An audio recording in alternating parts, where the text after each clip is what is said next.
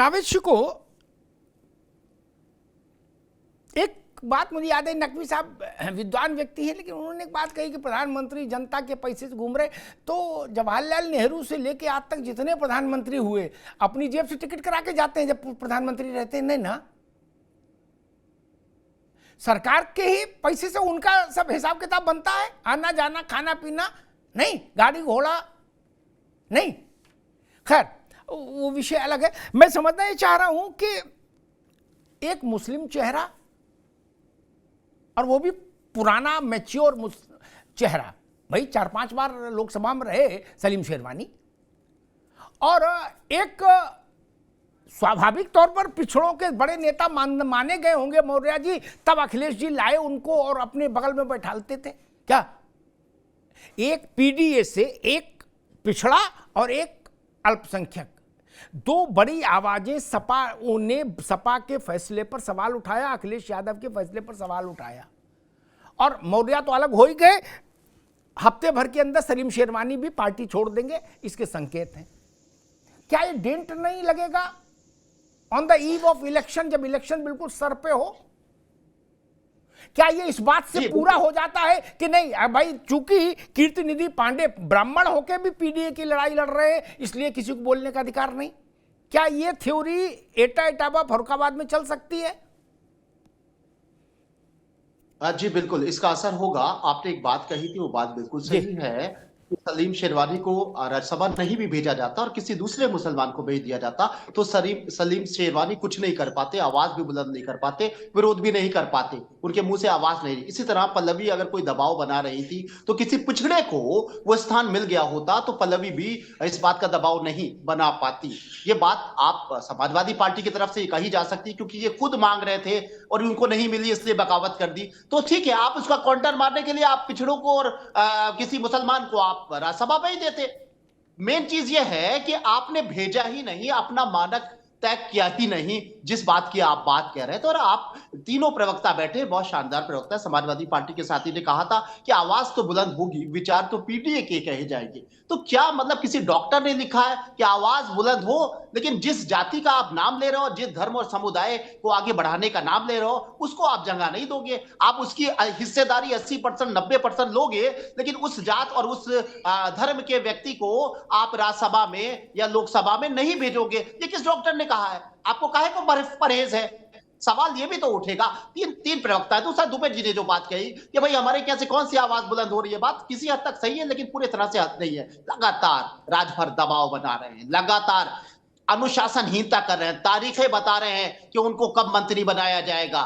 निषाद भी शांत नहीं बैठे हैं, तंजबाजी वो भी कर रहे हैं, तमाम दबाव उनके पास भी है। मैं एक बात बताना चाहूंगा कि इस बात में कोई शक नहीं कि वो बगावत अगर कर लेंगे तो बीजेपी की सेहत पर असर इसलिए नहीं पड़ेगा क्योंकि कोई हेल्दी आदमी का 2 बोतल खून निकाल दिया जाए, कोई फर्क नहीं पड़ेगा। भारतीय जनता पार्टी के ऊपर कोई फर्क नहीं पड़ेगा, कॉन्फिडेंस में बैठी हुई है। जाओ जाओ राजभर जाओ, जाओगे कहां? वहां जाओगे जिनके अपने साथी छोड़ के भागे जा रहे हैं, जो इतना कमजोर गठबंधन हो गया है, जिसके बड़े बड़े नेता कांग्रेस के, समाजवादी पार्टी के और उनके घटक दल भागे जा रहे हैं। वहां जाके क्या उखाड़ लोगे? भारतीय जनता पार्टी तो राजभर और निषाद से ये कह सकती है, क्योंकि 2 बोतल खून निकलने के बाद कोई असर नहीं पड़ता। बिलाल भाई से मैं कहना चाहूंगा कि टीबी के मरीज के 2 बोतल खून निकाल दीजिए, मर जाएगा, जिसके खून की कमी है।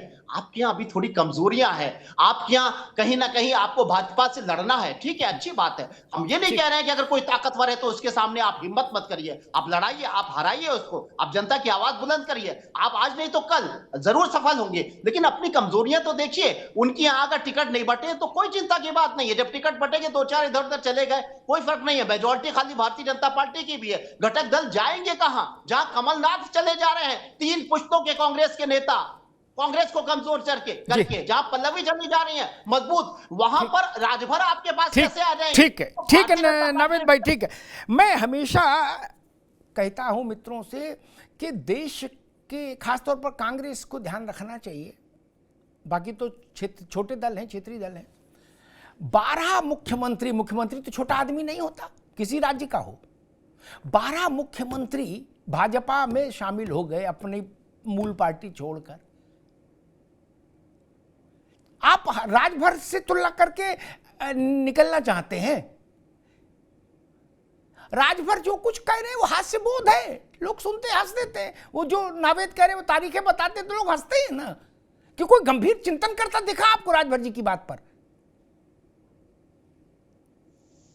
मैंने तो कभी नहीं सुना कि उत्तर प्रदेश में चिंतन हो रहा हो राजभर की बात पर। लोग हंस देते हैं, कहते ठीक है, बोला है, ठीक है। लेकिन क्या अशोक चौहान और राजभर बराबर हो जाएंगे? ये ध्यान रखना बहुत जरूरी है। कीर्तिनिधि जी, जहां से समाजवादी पार्टी का उद्गम हुआ, मुलायम सिंह यादव की राजनीति को हमने जितना समझा और देखा एक पत्रकार के नाते, वो इस बात के अंतर को जानते थे जो आप लोग जानबूझकर अवॉइड कर रहे हैं। कह रहे नहीं जी कोई जात हो, जात से क्या होता, हम लोग विचार के लिए लड़ते हैं, ठीक। वो जानते थे कि धनीराम वर्मा का काम धनीराम वर्मा से होगा, बेनी का काम बेनी से ही होगा, क्या जनेश्वर से नहीं होगा क्या? अब या तो वो कम समझदार थे, उन्होंने गुलदस्ता बनाया था समाजवादी पार्टी को, पिछड़ों का एक और मुसलमान का एक गुलदस्ता बनाया था। वो जानते थे उस चीज को शायद, नहीं तो वो ये कह सकते थे कि भाई आजम खान काहे को, हम मुसलमान के लिए खुद आए ना, फिर आजम क्यों, हमसे बड़े नेता हैं क्या आजम? तब वो आजम को आजम साहब जिंदगी भर इसीलिए बोलते रहे, नहीं वरना मुलायम सिंह के पास वो हैसियत नहीं थी जो आप लोगों के पास है कि पिछड़े की क्या जरूरत, हम खुद पांडे हैं, हम भी पीडीए कर रहे हैं। जो आपने कहा ये तर्क मुलायम सिंह के पास कभी शायद नहीं रहा होगा, नहीं तो वो आजम खान को हटा देते, कहते भाई तुम्हारी जरूरत नहीं, हम तुमसे बड़े मुसलमान हैं। कीर्तिनिधि पांडे जी नहीं, वो आजम साहब बोलते थे हमेशा, कभी आजम नहीं बोलते थे, आजम साहब जी। आजम साहब आज भी समाजवादी पार्टी के साथ है। अरे ये अलग बात है कि किस तरीके से सरकार एक साजिश के तहत लगातार उनका उत्पीड़न कर रही है जी, एक के बाद एक कई मुकदमे दर्ज किए गए उनके खिलाफ जी, कोर्ट से न्याय भी हो रहा उनके खिलाफ। मैंने जो कहा उस बात को आप दूसरी दिशा में मोड़ दिए जी। इसके पहले भी राज्यसभा का चुनाव हुआ था, जावेद साहब राज्यसभा गए थे और आने वाले दिनों में भी विधान परिषद और राज्यसभा के चुनाव होंगे और लगातार लिस्ट आ रही है समाजवादी पार्टी की। उसमें अगर आप देखें तो पूरी तरीके से पीडीए दिख रहा है, पूरी तरीके से पीडीए दिख रहा है। सवाल है कि मैंने कहा कि पीडीए की लड़ाई वो लड़ाई है जिसको बड़े मजबूती के साथ लड़ रहा है, क्योंकि राष्ट्रीय पिछड़ा वर्ग आयोग ने उत्तर प्रदेश की सरकार को लिखा था 69,000 शिक्षकों की भर्ती में कि पिछड़ों का आरक्षण नहीं मिल पाया। वो राष्ट्रीय पिछड़ा वर्ग आयोग जिसको माननीय प्रधानमंत्री जी ने बनाया, उसको संवैधानिक दर्जा दिया था, उसके अध्यक्ष ने लिखा था, लेकिन उत्तर प्रदेश की सरकार आज तक उन पिछड़े वर्ग के विद्यार्थियों की भर्ती नहीं कर पाई। आज भी वो सड़कों पर आंदोलन कर रहे, उसी आरक्षण को बचाना, जिस आरक्षण को एक सोची समझी साजिश के तहत सरकारी संस्थाओं का निजीकरण करके, प्राइवेटाइजेशन करके सरकार समाप्त करने की साजिश कर रही, उसी पिछड़े और दलित के आरक्षण को बचाने की लड़ाई समाजवादी पार्टी लड़ रही। और लगातार हम पीडीए पखवाड़ा के माध्यम से लगातार विधानसभाओं में लगातार सभाएं कर रहे हैं, लोगों से संपर्क कर रहे हैं, लगातार उनके बीच में अपनी बात रखने का काम कर रहे हैं। समाजवादी पार्टी पूरी तरीके से उत्तर प्रदेश के अंदर पूरी तरह से लड़ेगी। ठीक है कीर्तिनिधि जी, बिल्कुल लड़ेगी। पांडे जी ने कहा कि आजम साहब आज भी हैं समाजवादी पार्टी में, मेरी जानकारी में है वो हैं समाजवादी पार्टी में, ये भी जानकारी में है वो मुकदमों में फंसे हैं। और मेरी जानकारी में एक तीसरी चीज है जो कीर्तिनिधि जी संकोच में नहीं बोले, आजम खान जैसे बड़े नेता के लिए पार्टी को जैसे सड़क पर उतरना चाहिए था नहीं उतरी। और ये मैं नहीं कह रहा, ये आजम खान भी कह रहे, उनका परिवार भी कह रहा। ठीक, पीडीए यहां कमजोर होता है भाई मेरे, ठीक ना।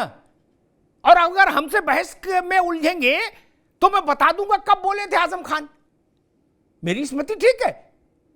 आजम खान से पूछा गया जब वो जेल से आए मुलायम सिंह जी के बारे में, किसी पत्रकार ने पूछा कि मुलायम सिंह यादव गायत्री प्रजापति से मिलने जेल गए, गायत्री जो बलात्कार में अंदर गए थे, मां बेटी दोनों से बलात्कार करने के आरोप में, उनसे मिलने खुद स्वयं नेताजी गए, जेल में बैठे उनसे मिले, उनका हौसला बढ़ाया, बोले वीर तुम बढ़े चलो, हम तुम्हारे साथ हैं। क्या तो पूछा कि भाई आजम खान से कि आप से मिलने नहीं आए? तो उन्होंने कहा मैं छोटा मुलाजिम हूं, छोटा कार्यकर्ता हूं, नेताजी को पास मेरा टेलीफोन नंबर नहीं होगा। क्या ये मैंने नहीं कहा, ये आजम खान ने बोला है।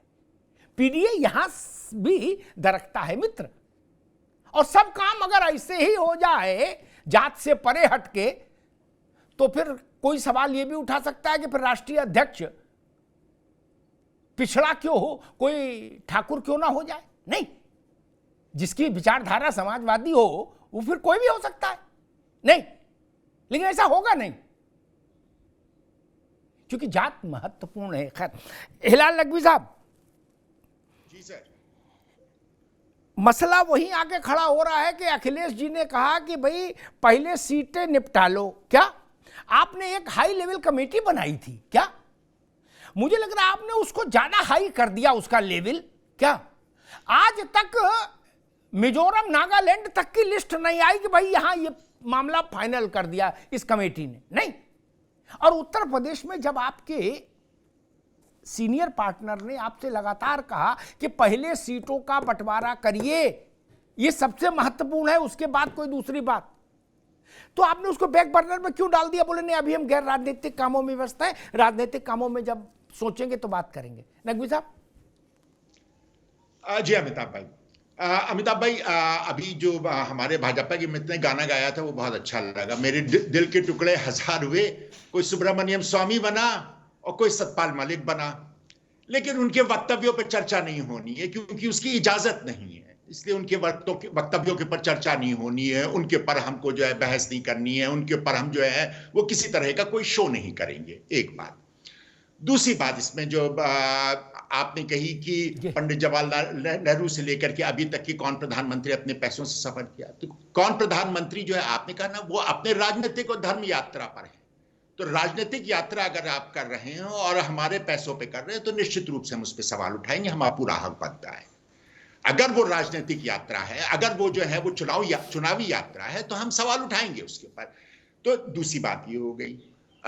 शिको साहब ने भी बड़ी अच्छी बात कही कि साहब वैसे ही पूरा खून से लबरेज है भारतीय जनता पार्टी, उसके अंदर जो है वो कोई कमी नहीं है, 8-10 बोतलें हैं, 2-4 बोतल निकल जाएगी, कोई फर्क नहीं पड़ेगा।